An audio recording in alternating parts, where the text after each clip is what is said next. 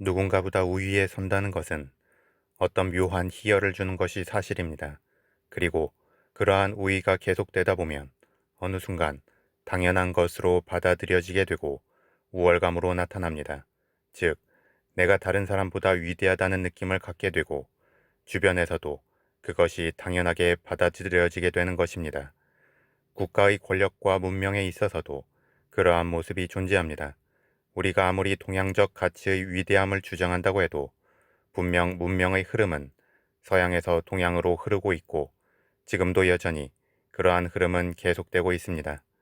그리고 어느 순간 이는 유전적 우월성으로 인식되어 서양의 유전자가 동양을 포함한 여타 지역의 유전자보다 우위에 있다는 생각이 보편화되었고 각각의 문명에 속하는 사람들의 유전자는 어느 순간 서열화되었습니다. 이러한 이유로 피부색이 검거나 황색인 사람은 유전적으로도 열등하고 앞으로도 피부색이 하얀 민족을 넘어설 수 없다는 논리로 귀결되었습니다. 동양에서는 이러한 문명적 열등감을 이겨내고 새로운 희망을 찾기 위한 노력이 계속되었고 기술 발달에 따른 인간성 상실과 환경오염 등의 문제점을 지적하면서 자연과의 조화를 중시하는 동양적 가치의 위대성을 역설하기도 하였습니다. 하지만 앞에서는 그러한 막연한 동양적 가치를 역설하는 동시에 뒤에서는 서양의 기술을 배우기 위해 노력하고 서양의 문화적 흐름까지도 무한정 흡수하기 위해 달려왔습니다. 그리고 동양이 동양적 가치를 제대로 인정하기 이전에 오히려 서양이 동양적 가치에 주목하고 자신들만의 방식으로 이해하여 다시금 동양 사람들에게 재해석하여 전파하기에 이르렀습니다. 이러한 와중에 서양의 학자이자 이 책의 저자인 제레드 다이아몬드는 문명의 차이가 유전적 차이에 의한 것이 아니라 환경적 우연성에 의한 차이 때문이라고 주장했습니다. 동양의 학자가 동일한 주장을 했다면 문명적 열등감에서 시작한 억지라고 할 수도 있겠지만 서양의 학자가 주장하였기 때문에 문명적 우월성을 누려온 서양에서뿐만 아니라 동양에서도 큰 반향을 일으키게 되었습니다. 특히 전 역사를 아우르는 방대한 스케일과 문화인류학, 역사학, 과학 등의 여러 학문을 바탕으로 하였음에도 불구하고 총, 균, 쇠라는 단순한 키워드로 엮어낸 것은 이 책의 위대함이라 할 수 있을 것입니다.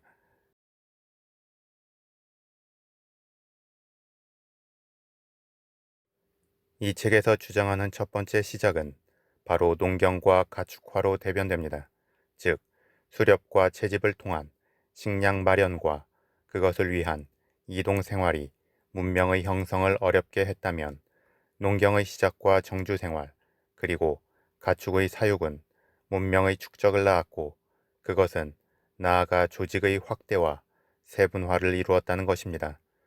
그런데 중요한 것은 이러한 농경과 가축화가 어떤 특정한 유전자를 가진 민족적 우월성에서 시작한 것이 아니라 철저히 지역적 우연성에 의해서 시작되었다는 것입니다. 즉, 비옥한 초승달 지대에서 문명이 시작한 이유는 그 지역에 작물화할 수 있는 식물들이 많이 있었고 가축화가 가능한 동물도 많이 있었기 때문이었습니다. 초기 인류가 발생했다고 여겨지는 아프리카가 비옥한 초승달 지대에 비해서 문명의 발달이 늦은 이유는 그곳의 토질이나 기후, 그리고 작물화를 위한 품종이 많지 않았고 가축화를 위해 필요한 조건을 갖춘 동물들이 거의 없었다는 것입니다. 특히 가축화의 조건에서 안나 카렐이나 법칙을 이야기합니다. 그것은 가축화를 완성하기 위해서는 식성, 성장 속도, 감금 상태에서의 번식 가능 여부, 성격, 사회 체계가 필요하고 이 중 한 가지라도 부족하면 가축화를 이룰 수 없다는 것입니다. 이에 대해 좀 더 자세히 살펴보면 첫째, 식성은 너무 먹는 양이 많으면 그 가축이 주는 총 열량보다 더 많은 열량을 소모할 수 있다는 것입니다. 둘째, 성장 속도는 너무 오랜 기간 동안 성장을 하게 되면 경제적 가치가 떨어진다는 것입니다. 셋째, 감금 상태에서 번식 가능 여부는 번식도 통제가 가능해야 된다는 것으로 치타의 경우 세력권 다툼을 하기 때문에 감금이 불가능하다는 것입니다. 넷째, 성격은 인간에게 폭력적 동물들은 가축화할 수 없다는 것입니다. 다섯째, 사회 체계는 우열 위기가 잘 발달된 동물일수록 복종을 잘 하기 때문에 가축화가 쉽다는 것입니다. 이러한 이유로 4,500년 전 가축화된 고대 14종을 제외하고 오늘날에는 가축화에 성공한 동물이 없다고 말합니다. 결국 정주 생활이 가능케 한 작물화 품종과 가축화할 수 있는 동물이 많았던 곳에서 문명의 축적이 시작되었고, 그러한 이유로 문명의 출발점은 각 지역마다 달라질 수밖에 없었습니다.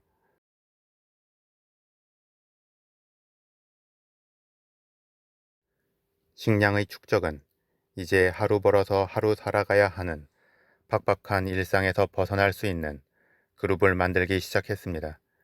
식량을 생산하는 그룹, 식량을 생산하기 위한 도구를 생산하는 그룹, 이들을 통제하는 그룹, 새로운 발명품을 만드는 그룹, 또 다른 경작지를 찾아 원정을 가는 그룹 등등 조직은 세분화되기 시작했습니다. 각각의 전문 조직들은 자신들의 스킬을 더욱 가다듬으면서 훨씬 더 효율적으로 일하는 방법을 터득해 나갑니다. 그리고 이 속에서 병원균과 문자, 무기 등이 탄생하게 됩니다. 병원균은 원래 인간들끼리만 전염되는 병원균만 존재했는데 가축들이 많아지면서 동물의 병원균이 인간에게 전이되기 시작했고 각종 변이를 통하여 새로운 병원균이 탄생하게 됩니다. 그리고 인류의 일부는 이 병원균 때문에 죽고 일부는 살아남으면서 다양한 병원균에 대한 면역력이 생존한 인류에게 축적됩니다.